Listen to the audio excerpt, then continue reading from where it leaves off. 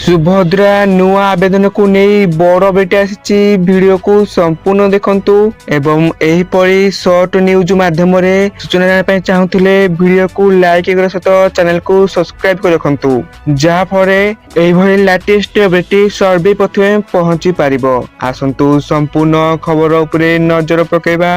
राज्य सरकार बृहत योजना सुभद्रा योजना रे सामिल हेबा पई पुणी थरे सुवर्ण सुजोग आसीची। दीर्घ दिन स्थगित थिबा सुभद्रा पोर्टाल आज ठारू खोलिया को जाउची। बयस कम होइथिबा कारण गत थर जो माने सुभद्रा योजना रे सामिल होई पारि नथिले से माने आज ठारू आवेदन करि पारिबे। तेणु 2025 मार्च 31 तारिख सुधा 21 वर्ष होइथिले सेही महिला माने सरकार एही योजना रे सामिल हेबा पई आवेदन करि पारिबे बोली उप मुख्यमंत्री प्रभाती परिदा सूचना दैछंती। नु आवेदनकारी माने योग्य विवेचित हेले आसंता मार्च 8 तारिख रे सेमानकु सुभद्रा किस्ती मिलिबो। एही योजना रे आवेदन करिया पई योग्यता कोन अछि आसंतु नजर पकेबा। आवेदनकारी ओडिशार बासिंदा होइथिबा आवश्यक आवेदनकारी एनएफएसए किंबा एफएसएफएसएस अंतर्भुक्त होइथिबे। तेणु एनएफएसए किंबा एसएफएसएस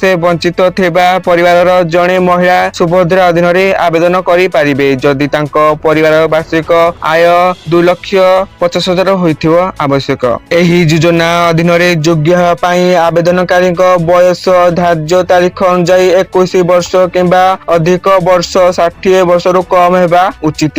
आधार कार्ड रे लिपिबद्ध होइथिबा जन्म तारीख तांको बयस गणना पई ग्रहण कराजिबो। आर्थिक वर्ष 2025 रु 26 पई धार्य तारीख 1/4/2025 तारीख सुधा महिला बयस 21 वर्ष किंबा ताठारु अधिक एवं 60 वर्ष रु कम हेबा आवश्यक।